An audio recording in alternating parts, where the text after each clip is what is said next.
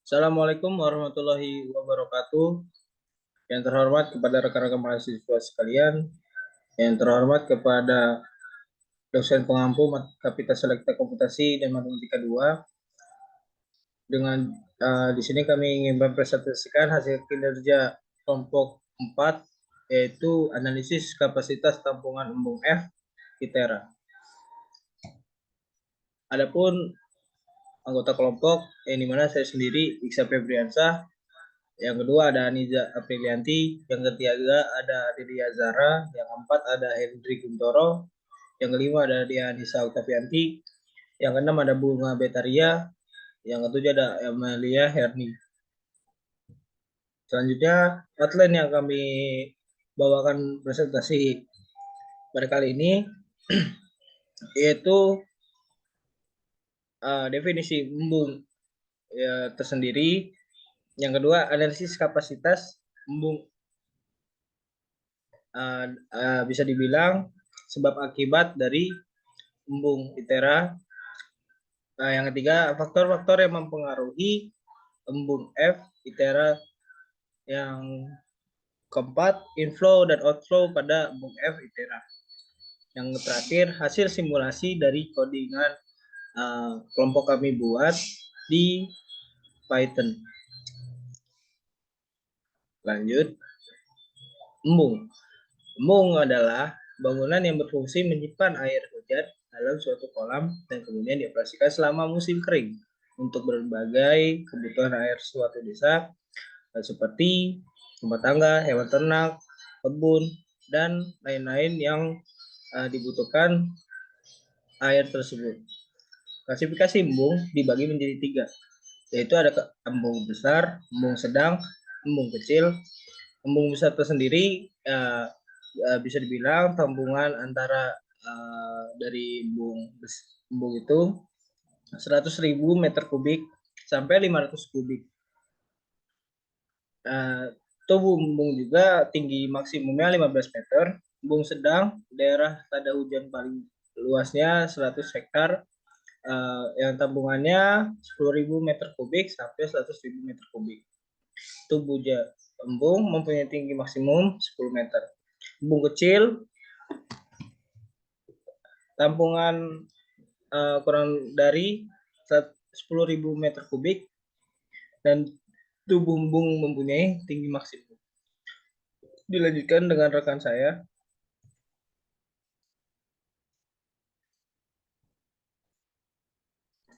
Selanjutnya berikut adalah denah maupun lokasi dari embung F yang berada di ITERA sesuai di gambar berada di kanan bawah.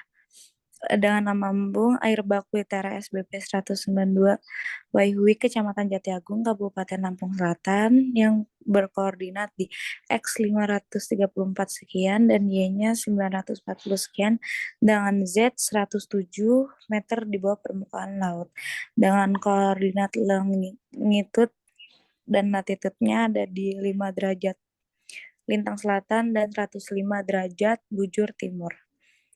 Next. Letak dan titik koordinat di embung F berada di yang berlokasi di kampus ITERA, Jalan Terusan Yakudu, Desa Waihui, Kecamatan Jatiagung, Lampung Selatan, memiliki luas genangan sebesar 0,56 hektar yang bervolume kapasitasnya ada 19.600 meter kubik. Next, yang dilanjutkan oleh rekan saya. Oke, kemudian ada data dari embung F, yang ada beberapa data. Yang pertama itu terkait data dengan dimensi. Itu ada panjang, lebar, dan tinggi. Panjangnya itu 50 meter, lebarnya itu 3 meter, dan tingginya itu 5 meter. Kemudian untuk elevasi ini sendiri merupakan sudut yang digunakan untuk mengukur ketinggian dari jarak permukaan air, yang mana puncak embungnya itu berada di koordinat 106 msl, kemudian MA normalnya itu 104,5 msl, dan kemudian untuk dasar embungnya itu 101 msl. Kemudian ada spillway, yang mana spillway ini merupakan pelimpahan air gitu. Itu ada 2 meteran kira-kira. Kemudian untuk genangan itu luas genangannya itu 0,56 hektar. Kemudian untuk volume itu 19.600 meter kubik. Dan untuk luas dasar embung sendiri itu ada 0,84 km. Oke, next. Nah, ini merupakan gambar dari aliran masuk dan keluar air yang berada di embung F, yang mana aliran masuk atau key-in ini merupakan pelimpahan air dari beberapa embung yang ada di ITERA. Lebih tepatnya, jika dilihat pada embung F-nya secara langsung, ini merupakan pelimpahan dari embung Sumatera yang ada di ITERA. Kemudian untuk aliran keluarnya sendiri itu mungkin akan dilimpahkan lagi ke beberapa embung yang ada di ITERA ataupun untuk irigasi yang ada di lingkungan ITERA. Kemudian untuk slide-nya selanjutnya mungkin bisa dilanjutkan oleh rekan saya.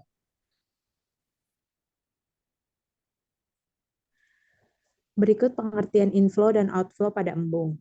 Pemanfaatan air embung merupakan fungsi dari inflow, outflow, dan tampungan embung. Inflow adalah aliran sungai yang masuk ke embung. Outflow terdiri dari lepasan embung untuk irigasi, air beku, dan kebutuhan konservasi sungai. Besarnya lepasan embung untuk air baku ditentukan berdasarkan perhitungan dan dianalisis air bakunya. Next, yang akan dijelaskan oleh rekan saya. Nah, yang selanjutnya yaitu pengaruh inflow. Pengaruh inflow yang digunakan pada simulasi ini yaitu curah hujan.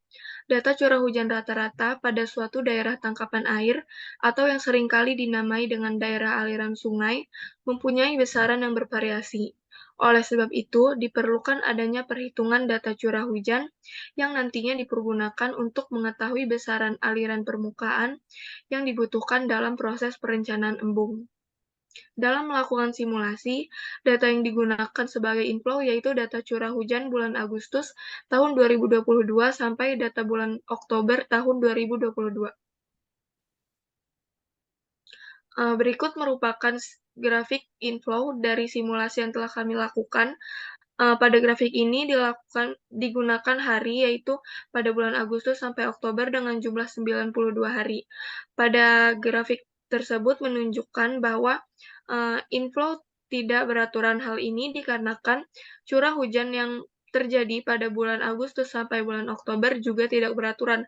Maka dari itu grafik yang dihasilkan pun tidak beraturan. Next.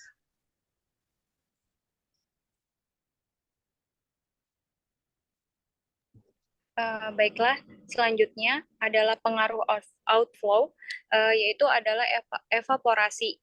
Nah, evaporasi adalah penguapan yang terjadi dari permukaan air dengan contohnya laut, danau, dan sungai. Permukaan tanah atau genangan air di atas tanah dan penguapan dari permukaan air tanah yang dekat dengan permukaan tanah dan permukaan tanaman atau intersepsi.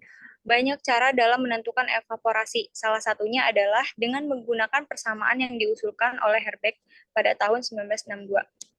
Dalam melakukan simulasi, data yang digunakan sebagai outflow adalah data evaporasi bulan Agustus 2022 hingga Oktober 2022. Next. Baik, berikut adalah grafik dari grafik outflow yang telah kami simulasikan, yang dimana pada data hari ke-53 sampai 55 mengalami kenaikan. Grafik dari hari pertama hingga 92 berasal dari data evaporasi. Next. Baik, untuk selanjutnya adalah hasil simulasi, di mana hasil simulasi ini adalah codingan dari selisih antara air masuk atau inflow dengan data outflow atau air yang keluar gitu. Dengan data inflow yang telah dihitung, seperti pada gambar, itu dari hari pertama sampai hari ke-92, air itu semakin bertambah. Total air sampai hari ke-92 itu sekitar 40 liter. Atau bisa dikatakan dengan luas embung sebesar 0,56 hektar, penambahan air pada embung tidak berpengaruh, atau bisa dikatakan penambahan volume air tergolong sangat kecil. Next. Jadi untuk kesimpulan dari penelitian kami, yang pertama, outflow berupa grafik pada inflow didapatkan dari data curah hujan bulan Agustus sampai Oktober, dikali dengan luas permukaan embung F ITERA, dengan waktu sebanyak 92 hari. Grafik curah hujan yang dihasilkan mempengaruhi bagaimana daya tampung embung F tersebut. Kemudian yang kedua, outflow berupa grafik pada output berupa grafik pada outflow didapatkan dari data evaporasi atau penguapan di bulan Agustus sampai bulan Oktober dikali dengan luas permukaan embung F ITERA. Grafik tersebut sesuai dengan data yang diketahui, yang mana data evaporasi itu dari bulan Agustus sampai Oktober mengalami penurunan dan kenaikan atau tidak stabil, sehingga juga akan mempengaruhi daya tampung embung F ITERA. Dan yang terakhir, kesimpulannya adalah hasil simulasi didapatkan dari inflow dibagi atau pemasukan air pada embung dikurang dengan keluarnya air pada embung atau outflow selama 92 hari, didapatkan grafik semakin naik. Hal tersebut juga dapat diakibatkan karena curah hujan dari bulan Agustus ke bulan Oktober semakin tinggi dan evaporasi yang terjadi masih tidak menentu mengalami kenaikan dan penurunannya. Baik, terima kasih kepada rekan-rekan mahasiswa dan yang terhormat kepada Bapak Rifki, Bapak Dr. Rifki Fauzi, SSC MSI selaku dosen pengampu. Sekian dari presentasi kami, kurang lebihnya mohon maaf. Wassalamualaikum warahmatullahi wabarakatuh.